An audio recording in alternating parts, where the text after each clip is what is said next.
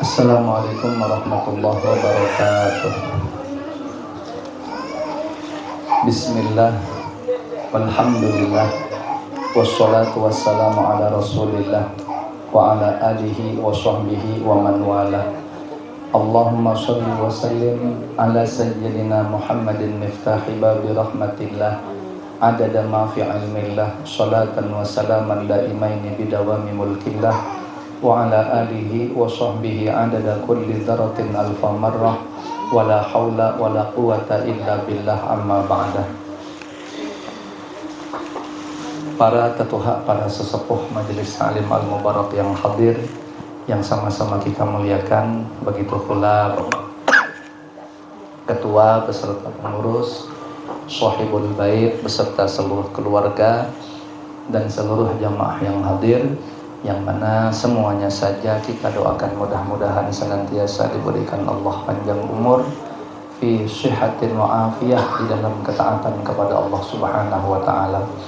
Allah mudahkan seluruh urusan-urusannya, Allah kabulkan segala hajat baiknya, Allah lancarkan rezekinya yang halalan thayyiban, Allah istiqomahkan menapak di jalan yang diridhai oleh Allah dan Rasulnya, dan mudah-mudahan semuanya beserta seluruh keluarga senantiasa dilimpahkan Allah keberkahan hidup lahir batin dunia dan akhirat. Amin ya rabbal alamin.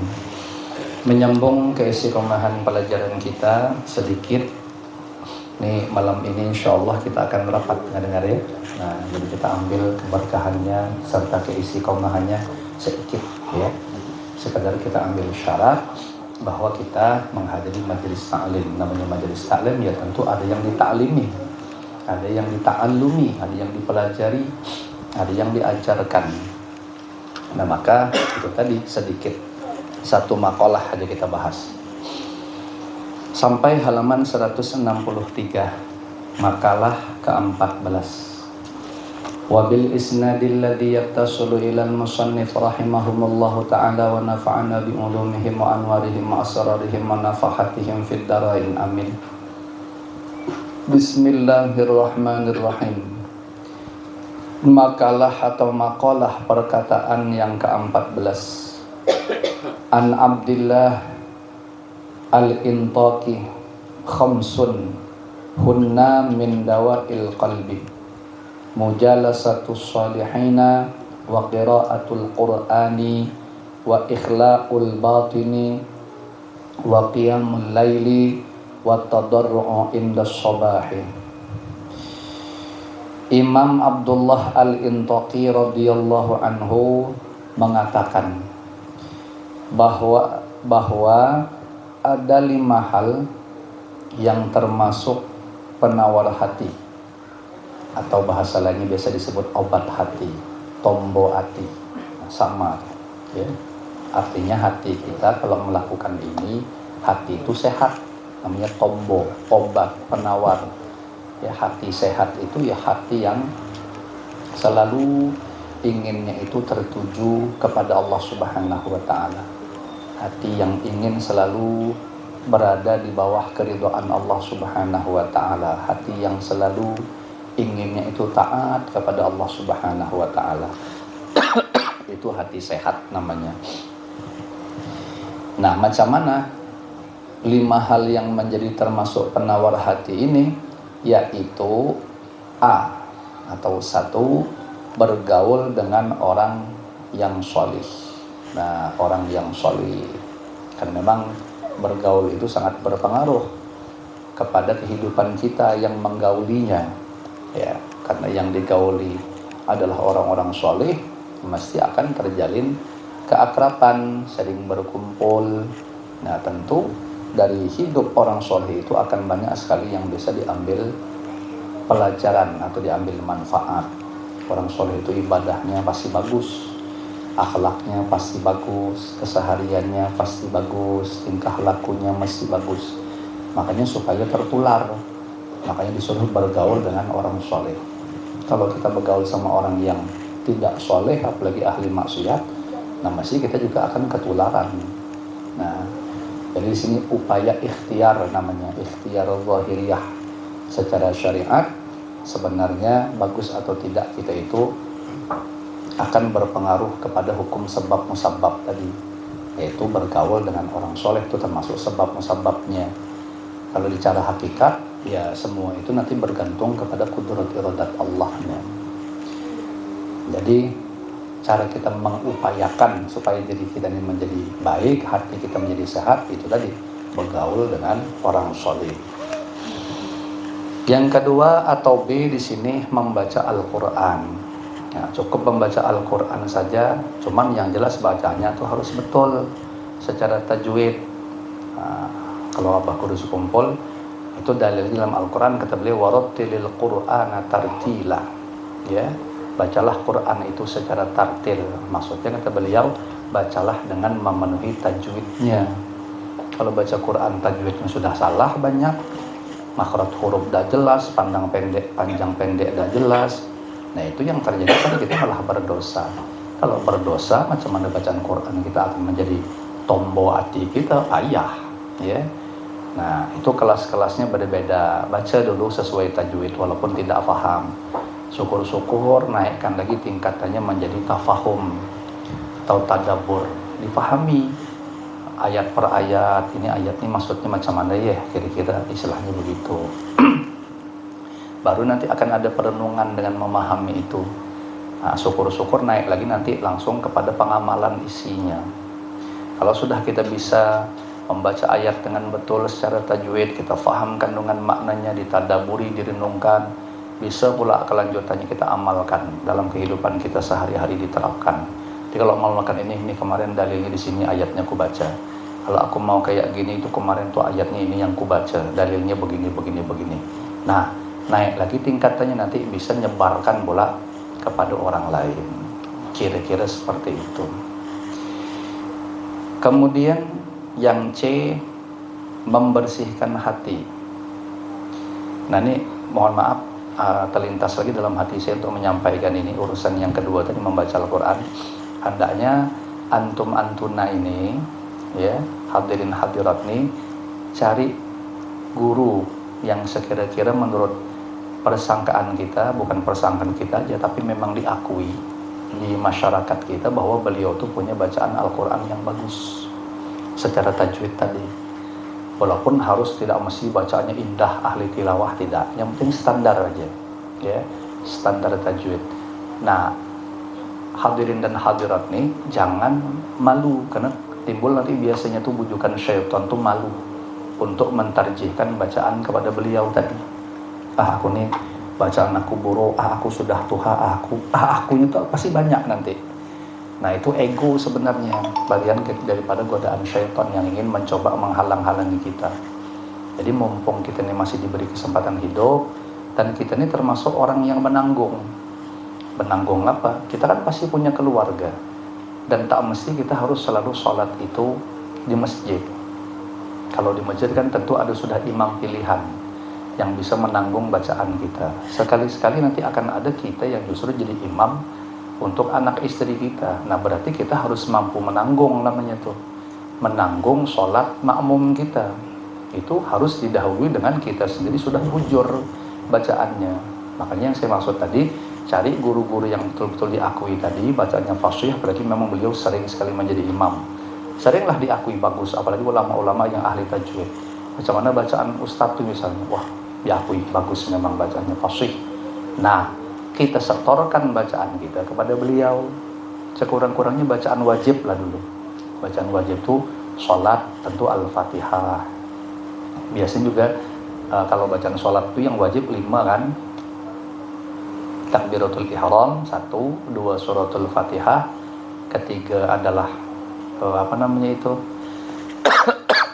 tahiyat sampai asyhadu anna Muhammadar Rasulullah. Yang keempat sholawat, Allahumma sholli ala sayyidina Muhammad. Yang kelima salam, assalamualaikum warahmatullah. Itu yang disepelekan tuh bacaan wajib, yang tidak boleh terjadi kesalahan dalam hal tajwidnya, dan itu pasti hari-hari kita gawi. Nah itu yang disetorkan dulu. Syukur-syukur kalau meningkat nanti bacaan surahnya, bacaan tasbihnya, zikirnya, bila perlu bin nazar. Jadi orang baca Quran itu ada bahasa istilah bin nazar. Dari awal suratul Fatihah itu bismillahirrahmanirrahim sampai juz ke-130 ayat surah ke-114 minal jinnati wan nas, disetorkan kepada guru yang memang ahli, yang guru itu memang menyimak bacaan kita. Nah, karena menyimaknya itu pakai cara melihat namanya bin nazar. Kalau dia menyimak guru itu pakai hafalan namanya bil ghaib, ya, hafalan. Kalau bil ghaib kelas-kelas anatomi payah sudah rasanya gitu, karena otak tuh sudah terkontaminasi gitu kawan, dengan berbagai urusan yang ada di dalam kehidupan sehari-hari. Nah itu pun juga tidak wajib. Yang wajib tuh bacaan sholat betul, bacaan Qur'annya betul, itu yang wajib. Membaca Qur'an hukumnya sunat, tapi bacanya dengan betul itu hukumnya wajib. Itu yang dimaksudkan. Jadi cari, setorkan. Nanti kalau kata guru tuh bagus sudah bacaan kau, nah berarti kita sudah bisa menanggung sholat kita sendiri, kita sudah bisa menanggung sholat orang rumah ataupun anak kita ketika kita mengerjakan secara berjamaah. Jadi tidak bisa mengandalkan perasaan kita sendiri, kayaknya aku sudah bagus lah, mana mau ilmunya seperti itu. Harus betul-betul digurukan gitu nah maksudnya. Nah ini sekali lagi, ketika antum mencoba untuk mengamalkan apa yang saya sampaikan, jangan heran antum tuh akan digoda setan. Nah, setan tuh menggoda seperti yang saya sebutkan tadi. Bawaannya malu, malas, itu malu yang buruk namanya. Ya. Malu itu ada yang bagus. Kalau yang malu macam tadi itu buruk namanya. Kalau malu bagus nih misalnya, awak nak melanggar aturan Allah, sekali malu, malu aku dengan Allah, Allah misalnya baik sama aku, semua Allah kasih. Orang banyak tidak punya pekerjaan, aku Allah kasih pekerjaan, walaupun penghasilannya tak banyak, alhamdulillah. Ya orang banyak yang jomblo, aku sudah dikasih Allah bini, ibaratnya. Jadi hanya malu kalau sampai tidak ada sembahyang di aku. Nah itu malu yang bagus macam itu. Jadi kalau yang malu-malu tadi yang jadi akibatnya amal bisa tertinggal gara-gara malu itu malu yang tak bagus namanya. Ya. Nah, kita bagi ke rumah kawan hari raya disurungi wadai, wah selera betul wadai ini. Nah kita makan banyak-banyak, malu apa itu bagus namanya. Kalau dihantuk semuanya habis, nah, itu tak tahu malu namanya. Ya, seakan-akan gitu. Jadi tengok-tengok keadaannya, diukur-ukur. Nah baru kita nomor 3, membersihkan hati. Membersihkan hati ya tentu daripada penyakit-penyakit hati. Ini sudah bolak-balik dulu kita bahas. Ya, penyakit hati itu banyak. Sombong, riya, ujub, dendam, pemarah, hasad, iri dengki. Nah itu semua wajib untuk dipelajari satu persatu. Nah kalau kitab yang paling kecil itu, entah pernah ada di majelis kita kaji sudah ya, Mabadi Ilmu Tasawuf, pernah ada majelis kita sudah dari 10 tahun perjalanan belum ya. Nah itu kitab Arab Melayu kecil. Nanti lah insyaallah bihaulillah waktu kalau mau lebih besar, lebih tebal kitabnya karangan Imam Al-Ghazali, namanya Arba'in fi Usuluddin. Itu saya amati, di situ banyak beliau membahas tentang penyakit hati beserta seluk-beluknya. Ya, insyaallah saya tidak kalau mau lebih mantap lagi Ihya Ulumuddin. Ya, cuman berat memang kaji kitab Ihya Ulumuddin itu. Kalau sekadar membacakan handar, fa insyaallah bihaulillah wa quwwati, perlu untuk memberikan penjelasan detail sebagaimana diinginkan oleh Imam Al-Ghazali dalam kitabku, saya itu masih angkat tangan. Ya. Artinya di situ banyak juga sir-sir yang tersimpan yang tidak bisa dijelaskan secara vulgar ini, tidak bisa. Ada nanti beberapa titik-titik itu. Nah kemudian itu loh ya, intinya membersihkan hati itu jelas. Yang paling nyaman itu cara membersihkan hati ini melalui media zikir. Kalau model-model kita nih banyak-banyak ibu sholawat, itu termasuk pembersih hati. Jadi lakukanlah aktivitas hari-hari sembari bekerja, sembari berzikir, ya. Nah pakai hati, syukur-syukur dibarengi pakai mulut. Terserah nanti zikir mana yang paling kita rasakan membekas. Tapi yang paling dianjurkan di akhir zaman adalah bersholawat. Kemudian yang D atau yang keempat, bangun tengah malam sholat tahajud. Nah ini agak berat juga nih bagi orang yang tidak mendapatkan taufik Allah Subhanahu wa ta'ala. Biasanya kalau orangnya tersenyum sadar diri itu berat biasanya. Ya, apalagi yang taumut lebih sadar diri lagi. Ya, kenapa tidak bisa mengerjakan itu? Dzunu buka qayyadat ka, dosa-dosa engkau kata Imam Junaid yang membelenggunya, makanya tidak bisa dari itu. Bangunlah, tapi bangunnya nonton bola biasanya, atau main HP, ya. Hah? Kami, ya. Jadi kalau nak bisa lah, betul berat itu, ya berat. Kemudian yang atau yang kelima, yang terakhir, bermunajat kepada Allah di waktu subuh. Ini sebenarnya mirip seperti kayak zikir tadi, tapi munajat ini tidak mesti harus zikir, bisa juga berdoa. Jadi di waktu subuh itu, indah sobah, ya, di waktu subuh itu ya berwirid itu, macam pembacaan tuh. Habis apa namanya? Habis qobliyah itu yang biasa, ya hayyu ya qayyum la ilaha illa anta. Itu yang ya Allahu biha ya Allahu biha ya Allahu bi husnil khatimah. Nanti kelanjutannya biasanya kalau orang bahar itu, tapi jarang sekarang terdengar, la ilaha illallah al malikul haqqul mubin, sampai 100 kali, ya. La subhanallah wa bihamdihi subhanallahil azim astaghfirullah, subhanallah wa bihamdihi subhanallahil azim astaghfirullah. Ada tak tuh ya? 100 kali juga tuh. Nah, kalau yang la ilaha illallah al malikul haqqul mubin dipindahkan waktunya ke sebelum atau ke setelah zuhur. Nah, itu terserahlah kaifiatnya macam mana. Jelas kalau macam kita itu sebelum subuh. Habis subuh lah baca zikir lagi nanti. Ya wiridan habis sembahyang itu maksudnya. Nah, itu biasa seperti itu, insyaallah itu hati kita akan Allah jernihkan, Allah sehatkan hidup hati kita itu. Ya. Keterangan membersihkan batin artinya membersihkan diri dari makanan dan minuman yang haram. Nah, makanya itu diantara doa kita tadi, semoga Allah memberikan rezeki yang halalan thayyiban. Itu simpel, akan tetapi maksud daripada rezeki yang halalan thayyiban itu mesti diniati untuk menjadi fasilitas ketaatan kepada Allah. Karena rezeki itu bukan hanya makanan, rezeki itu kesehatan. Nah, tapi kesehatan dipakai kepada sesuatu yang ketaatan kepada Allah, sesuatu yang diridhai Allah. Dikasih duit, rezeki yang halalan thayyiban, kalau spesifik kita arahkan ke makanan, ya tentu supaya badan ini ketika makan dan minum itu kuat beribadah kepada Allah.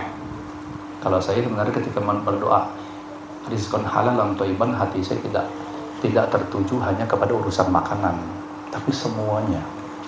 Karena rezeki itu bisa makanan, minuman, pakaian, tempat tinggal, anak, ya, istri, itu rezeki juga.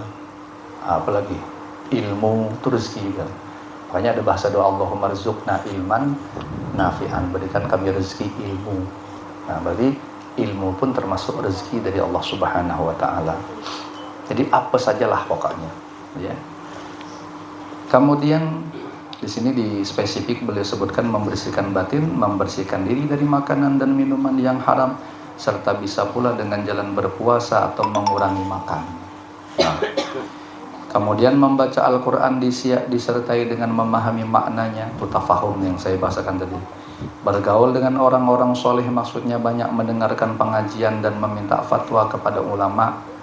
Hal ini sesuai dengan hadis Nabi Sallallahu Alaihi Wasallam, Salathu khisalin turithul qaswata fil qalbi, hubbut ta'am wa hubbun naum wa hubbur rohah. 3 hal yang dapat menyebabkan kerasnya hati. Hati yang keras ini payah dipadahi, payah menerima nasihat, keras kepala, egois. Wah, itu tanda-tandanya tuh. Yaitu banyak makan. Terlalu banyak makan, efek sampingnya yang kedua banyak tidur. Ya. Dan masih suka bersenang-senang, rohah, banyak nganggurnya lah istilahnya gitu. Nah, sementara aktivitas positifnya kurang, jadi terlalu banyak berhappy-happy istilahnya begitu. Maksudnya happy-happy itu sesekali, yang sifatnya mungkin refreshing, tapi karena banyak betul melakukan kegiatan-kegiatan kebaikan nih. Ini yang dikehendaki bukan yang seperti ini, terlalu banyak rohah, terlalu banyak bersenang-senang, terlalu banyak berhappy-happy, terlalu banyak bersantai-santai dengan mengenyampingkan tugas utamanya. Itu yang dimaksud rohah yang tak bagus itu. Kalau rohah bersenang-senang isinya duduk-duduk santai tapi membahas ilmu pengetahuan, bagus. Makanya biasanya dalam apa namanya itu, dalam komunitas para habaib itu ada istilah bahasa apa cara selanjutnya, ya rohah aja gitu, ya kan? Nah, santai maksudnya, tapi santainya ya mesti sebelumnya itu sudah ada pembahasan keilmuan. Nah, macam kita nih, nanti ini kita akan rohah nih, ya sudah habis ngaji macam ini, sudah baca maulid, nanti rohahnya habis doa, baru pemakan makanan. Nah, rohahnya begitu. Nah, sedangkan yang dimaksud rohah ini banyak, rohah ini bukan rohah yang seperti acara kita nih, sebentar happy, itu tuh maksud sebentar yang enggak cuman sekedar ya bahasa kasarnya diisi dengan sesuatu yang tidak bermanfaat sebenarnya untuk kehidupan dunia, lebih-lebih akhirat kita. Keterangan tidur yang sehat menurut medis 7 jam. Hal ini telah diisyaratkan ya, Allah melalui sholat 17 rakaat. Hikmahnya, sholat 17 rakaat dapat menghapus dosa-dosa kecil selama 17 jam di waktu manusia terjaga alias tidak tidur. Kan waktu 24 jam, kalau 17 dimainkan kan sisanya tinggal 7, iya kan? Betul tak? Nah. Karena pada umumnya manusia tidur dalam satu malam adalah 7 jam, sekitar jam 9 malam sampai jam 4 pagi. Wah, kita macam mana nak ngamalkan 9 malam? Sekarang sudah hampir jam 9 lewat sudah. Ya. Nah, makanya terpotong jadi kesian tuh. Istilahnya begitu. Tapi saya terus terang memang merasakan nikmat tidur cepat ini di Mekah Madinah. Jadi kalau sudah sembahyang Isya tuh ya, masuk ke hotel kureng saya lagi. Tapi memang di saat nanti bangun jam 3 jam itu enak, fresh gitu. Rata-rata kami semua itu, yang rata-rata lah, bukan semuanya sih, istilah kebanyakan itu kalau jam 3 tuh biasa bangun. Jam 3 nanti mandi, enak betul. Ada yang mau sembahyang itu langsung pergi ke Masjidil Haram atau pergi ke Masjid Nabawi, hari-hari macam itu. Nanti habis sembahyang subuhnya itu orang tidak ada berzikir sana kan, assalamualaikum langsung bubar biasanya itu. Ya maksudnya bubar tuh kalau macam di Mekah itu biasanya orang langsung tawaf. Nah, kalau kita ke Indonesia kan tidak nyaman assalamualaikum langsung bubar gitu. Biasanya kami bertengkar tapi mundur ke belakang. Nah, nanti di belakang itu baru nyambung zikir. Biasanya seperti itu. Sudah dianggap cukup, balik ke hotel sekitar jam 6 tuh makan. Nah, kalau makan nih sarapan terserah lagi nak ngapa-ngapa. Ada yang mau kujuk-kujuk terserah, ada yang mau ibadah terserah. Kalau saya biasanya santai-santai gitu. Nah, kadang nanti saya tidur lagi, apa yang saya incar zuhurnya pula. Jadi istilahnya usahakan 5 waktu tuh jangan sampai tidak ke Masjidil Haram, rugilah ya, karena mahal situ tuh. Terutama yang saya incar tuh di wilayah dekat Ka'bah. Kalau sekarang ini yang tahu pergi umrah tuh kalau mau sembahyang dekat wilayah Ka'bah tuh harus pakai baju ihram, tidak boleh pakai baju biasa begini. Kalau baju biasa boleh tapi bukan di wilayah Ka'bah. Ka'bah tuh kayak macam lantai dasar gitu. Jadi kalau kita berjalan di luar Masjidil Haram itu, kita masuk ke Masjidil Haram itu sebenarnya lantai 2. Jadi kalau mau ke Masjidil Haram harus, maksud saya ke Ka'bah tuh harus turun ke lantai 1-nya lagi. Ya, karena perbandingannya sebenarnya dengan tanah haram tuh sudah 100.000 kali lipat sudah. Tapi ada tempat-tempat bergengsi dari dia di Ka'bah itu, rugilah kita kalau misalnya tidak ada sampai ke wilayah Ka'bah. Babi ini pun biasanya hobi juga, babi ini menangnya dia bebas bajunya, kalau lelaki tidak boleh. Ya, macam-macam ini pun tidak boleh, dia harus pakai ihram gitu. Ya. Nah, kadang-kadang ngakalinya kalau orang yang betul-betul pakai ihram dia sedang umroh, itu masih tidak ada selawar dalam, tidak ada bekawas, memang sarung itu cuman yang dipakai tuh, yang bawah sama yang atas.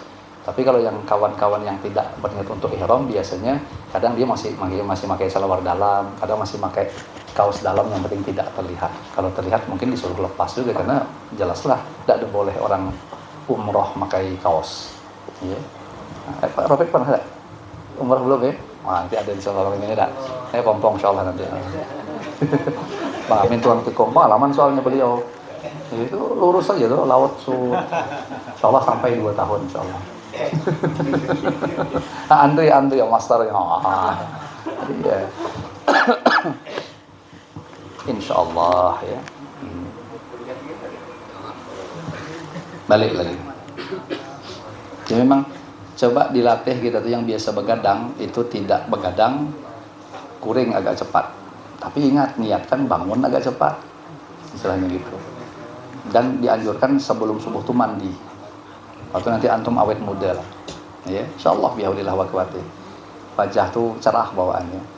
Nah, kodoilah sembahyang dulu yang tertinggal tuh sekali dua kali, ya. Seberapa kesanggupan kita. Coba dites, gitu aja. Dites dosa lama, tes aja ke 7 hari jadilah dulu. Pasanglah niat kalau ada percaya. Nah, sebelumnya nih misalnya kalau mau jajal malam ini bagus nih, ini malam Jumat nih. Malam ini tanggal 10 bulan 10 bulan Rajab itu seingat saya, kalau keterangannya Mbah Maimun Zubair itu Nur Rasulullah tuh masuk ke rahimnya Sayyidah Aminah tuh di malam Jumat tanggal 10 Rajab, persis malam ini. Ya. Jadi bersemayamnya sampai bulan Maulid baru dilahirkan. Jadi bagus nih malam ini untuk seakan kita bertekad berjanji untuk bertobat lah bahasa simpelnya. Ya, untuk memperbaiki diri kita, bagus malam ini. Insyaallah dengan berkat keberkahan bulan Rajab itu Allah berikan kepada kita. Amin ya rabbal alamin. Karena Rajab ini tolak ukurnya untuk ke Ramadan. Kalau di Rajabnya bagus, insyaallah Ramadan nanti bagus. Kalau berjanjinya tunggu nak Ramadan nanti baru bagus, sementara di Rajab ini amburadul, payah. Ya, payah kata ulama. Nah, jadi coba nanti selfie dulu, artinya lihat di muha tuh yang malam ini. Nah, amalkan yang saya bilang tadi 7 malam aja ke depan. Nah, baru nanti selfie lagi di malam yang ke-7. Ada tak bedanya? Ya. Nah, itu masih akan lebih bercahaya. Itu screen care sejati itu di situ. Tak perlu payah. Ya, jadi dandan kelihatan, bukan berarti wajah antum tuh berubah dalam pandangan antuna, belum tentu. Kadang kita melihat, kan perasaan aku biasa aja. Jangan kita yang nilai, suruh orang yang melihatnya tuh. Ya, orang yang melihatnya itu nanti. Ada tak perubahan di wajahku? Iya, kata kawan. Macam mana? Ya, insya Allah berpositif gitu maksudnya. Nah, kalau macam dua laki bini, suruh bininya itu nanya ke laki, ada bang 7 hari ini wajahku berubah? Wah, itu terpesona lah pokoknya lakinya bilang. Pak ya ladek katanya, wajah kamu masya Allah silau. Wah, insya Allah bihaulillah wa quwwati. Tes ya. Kita balik ke pelajaran tadi. Jadi selama 7 jam ia bebas dari noda dan dosa. Sedangkan 1 hari 1 malam itu adalah 24 jam. Dikurangi masa tidur 7 jam berarti tinggal 17 jam masa bangun. Yang namanya manusia sedikit banyak selama bangun itu, artinya 17 jam itu tentu punya dosa. Maka dengan sholat 17 rakaat, 7 dosa-dosa kecil yang dikerjakan selama bangun 17 jam dapat dihapuskan berkat rahmat Allah Subhanahu wa taala. Nah, itu di keterangannya kitab Syarah I'anatul Talibin juz 1. Cuma ada disebutkan halaman berapa. Tapi kayaknya kisaran-kisaran penjelasan tentang bab sholat lah kayaknya. Nah, kemudian makalah ke-15, wallahu a'lam bishawab. Mudah-mudahan yang kita kaji seadanya ini dijadikan oleh Allah Ta'ala menjadi ilmu nafi', manfaat berkah dunia akhirat untuk kita semua. Amin ya rabbal alamin. Selanjutnya kita akan baca tahlil, yang mana nanti pahalanya akan kita kirimkan untuk almarhum 1 Hafifuddin bin Asmuni, yang kedua almarhum Haji Yasin bin Haji Rahim, kemudian yang ketiga Abdul Aini bin Haji Durani, serta kaum muslimin muslimat yang telah mendahului kita. Bi annallaha yaghfiru lahum wa yarhamuhum wa yu'li darajatihim fil jannah. Ala hadhihi niyatu ala man nawahu aslafun salihun wa likulli niyatin salihah. Wa ila hadratin nabi sallallahu alaihi wa ala alihi wa sahbihi wa baraka wa sallam. Al-Fatihah. A'udzu billahi minasy syaithanir rajim. Bismillahirrahmanirrahim. Alhamdulillahi rabbil alamin. Ar-Rahmanir Rahim. Maliki yaumiddin. Iyyaka na'budu wa iyyaka nasta'in. Ihdinas siratal mustaqim. Shiratal ladzina an'amta 'alaihim ghairil maghdubi 'alaihim waladdallin. Amin.